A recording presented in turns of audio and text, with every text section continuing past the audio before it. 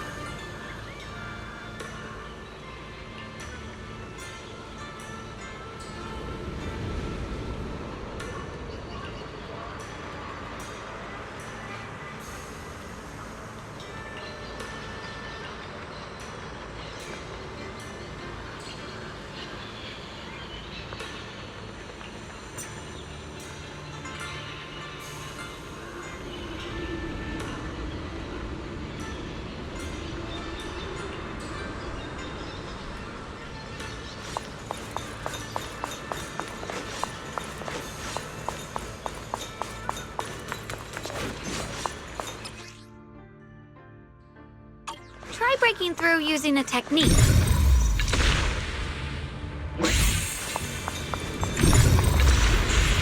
Now we can move forward.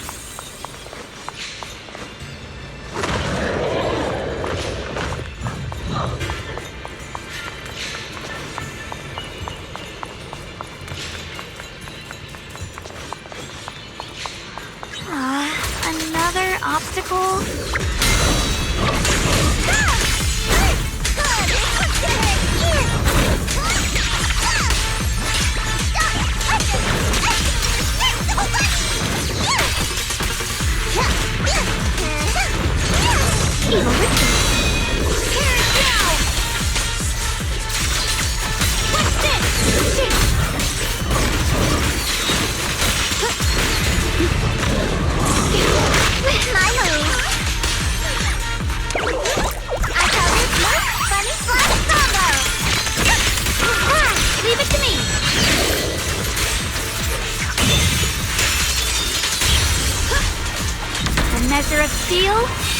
passes the world through! Alright, let's keep going. Big Pan should be close by.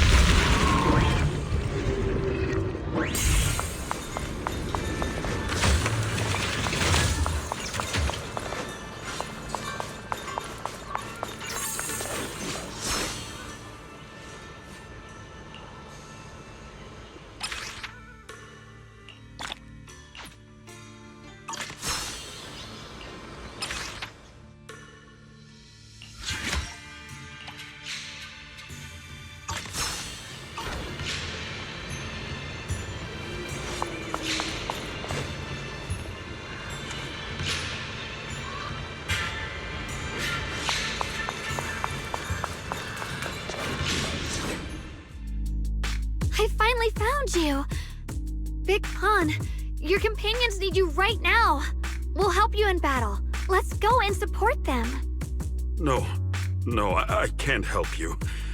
When the looters came, I tried to wield my sword, but I immediately realized I was so scared that I couldn't even swing it. I'll only end up being more trouble for everyone. What use is someone with trembling hands on the battlefield?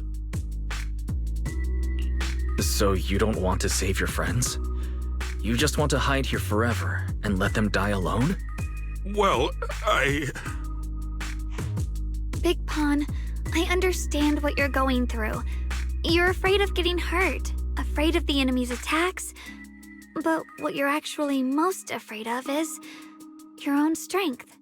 You haven't learned how to properly control your strength yet.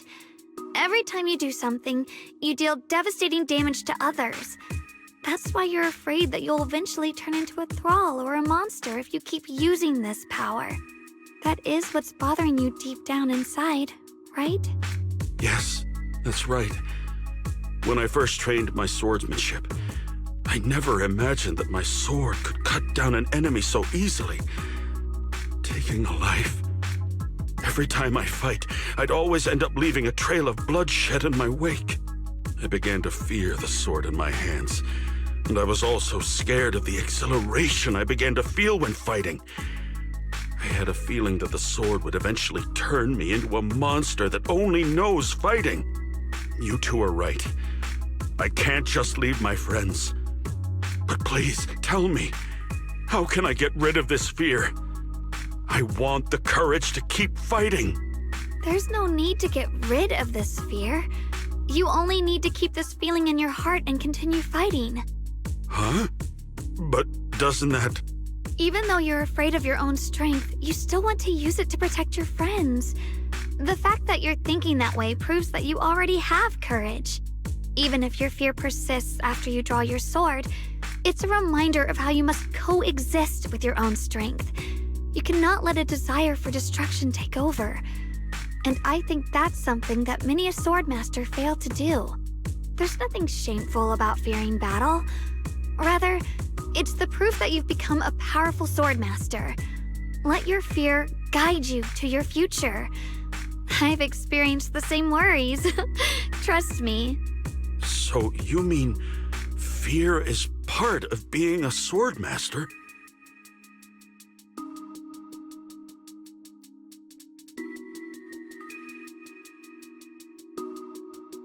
By the way, those looters you were fighting didn't take proper anti-corruption measures and have already been corrupted into Ethereals.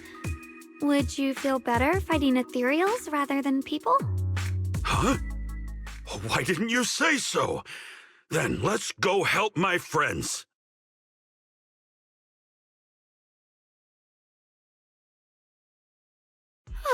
Finally got him to move. It's not easy to convince someone with nothing but words. Luckily, we're dealing with Ethereals instead of humans this time.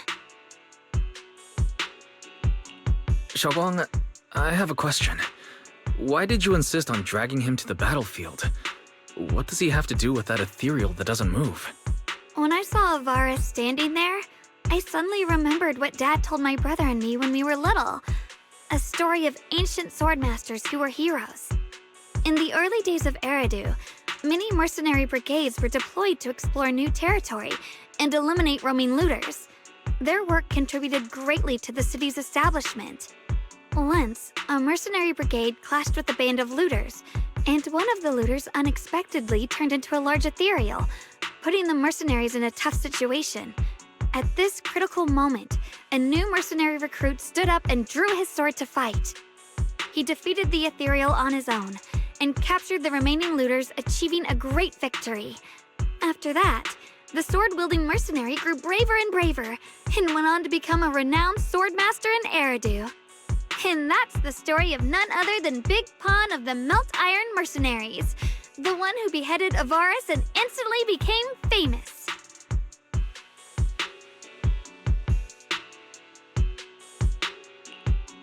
The early days of Eridu? That's a long time ago. You mean Big Pan is someone from ancient history? How could that be? And what's happening now is just like in the story. We might have to wait until we return to the temple and ask Shifu to fully understand the truth. After thinking back on that story, I've realized that we have to guide the situation now to the same outcome as in the story. Anyway, let's help him defeat that Avaris now. If I'm not mistaken, that should be our next target.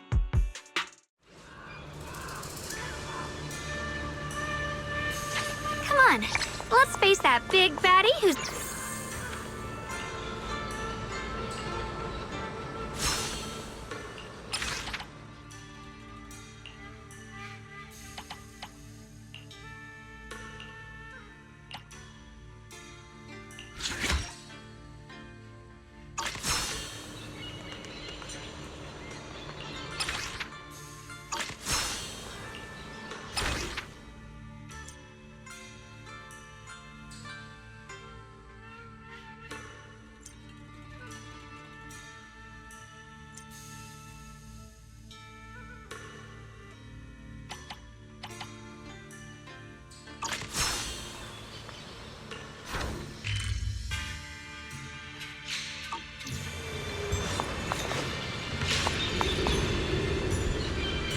Honestly, I'm shaking like a leaf. But this time, I'm not backing down. My fear points where my blade should strike, and my sword follows where my heart leads. Proceed! I, Big Pan, the Melt Iron Merc, am a swordsman who's sworn to protect my comrades. Poor souls twisted into ethereals. Forgive me for what I have to do.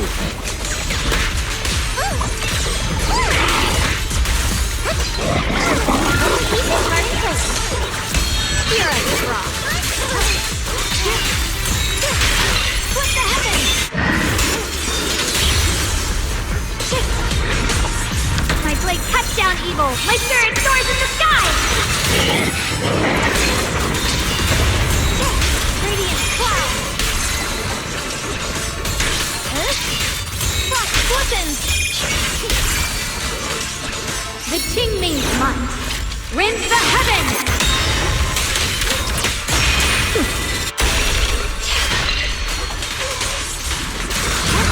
What's this?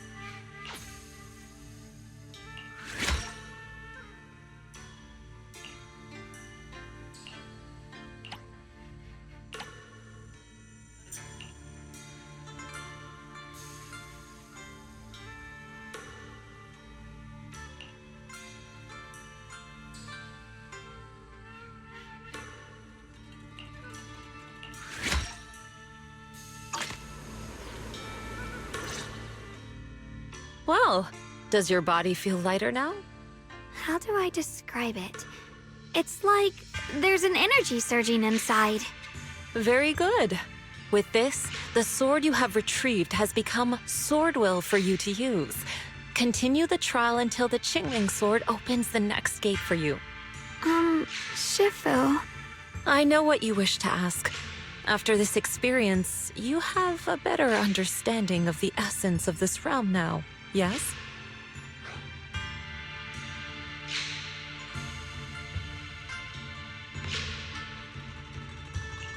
Shifu, you mentioned before that no one could enter or leave this realm besides us. So those who appear here aren't real people, but rather echoes of those who once existed, right?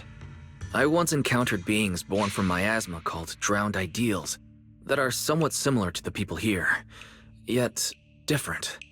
They don't have what you'd call a true form. And the owner of the sword we retrieved, Big Pon of the Melt Iron Mercenaries? I've read about him in a Swordmaster novel. He's a famed swordmaster of the city founding era.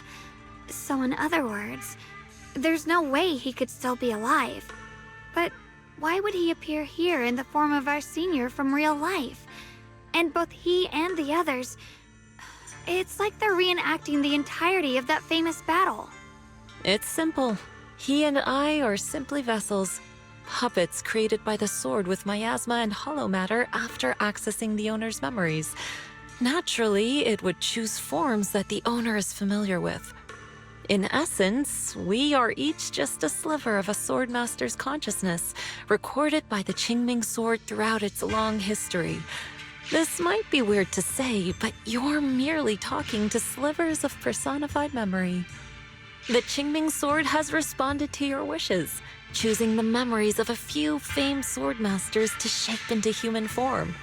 Your task is to participate in and witness the moments where they overcame their limits.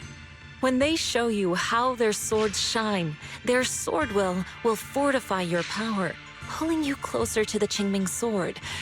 That is the trial, and the opportunity that the Realm of Swords has given you. I see.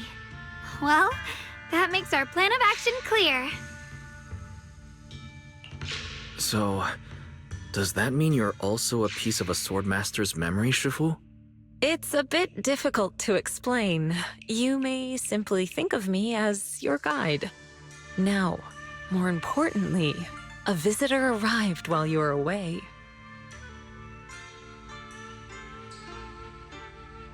Might you also be lost travelers? Huh? Your senior, yeah? Shiyuan? Brother, what are you doing here? Senior? Brother?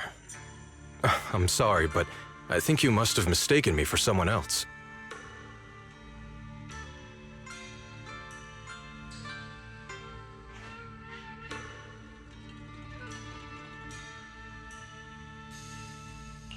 Shunguang, I think he must be just like Shifu and Big Pan, a famous swordmaster wearing Senior Ye's appearance.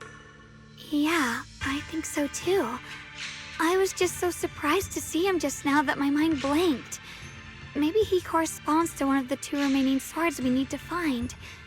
Either way, let's ask him what's going on first. Sorry, we mistook you for someone we knew. Have you been traveling alone? Oh, and how should we refer to you? It's a bit embarrassing, but I've forgotten my real name and identity. By the time I came to, I was already lost amidst the mountains in this realm. Thankfully, I ran into this Shifu and you two. Please, just call me Peregrine. If possible, would you allow me to lodge here for a while? Though my memories are hazy, I remember that I came here in search of something. Peregrine. I've heard that name before in the stories Mom used to tell me and Shiyuan. We were right! What are you two mumbling about?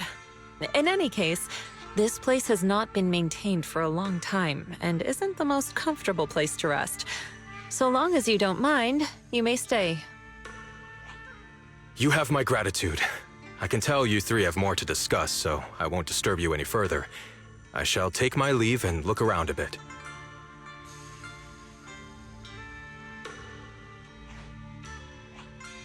Well then, since you found the first sword, it's time I tell you about the remaining two. However, I imagine you've already guessed. The remaining two areas each hide an extraordinary sword.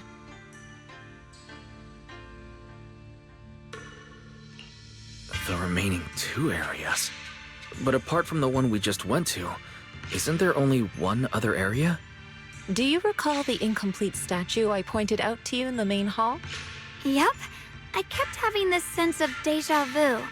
Like I had seen that statue somewhere before. Is that so? That's not surprising. In any case, both the final area and the monster that gave you trouble before are hidden behind that statue. Behind the statue. So you mean, if we can break it, we can get to the 3rd area? It is not something that can be broken with brute force. Shunguang, an ethereal that can temporarily steal your senses, will certainly continue to cause you trouble. While exploring, you should contemplate how to gain passage from the statue. As someone who was recognized by the Qingming Sword, I'm sure you will succeed. Moving on, the Qingming Sword has sensed your growth. The seal for the 2nd area is likely to lift soon. It's getting late. Let's rest up and reconvene tomorrow.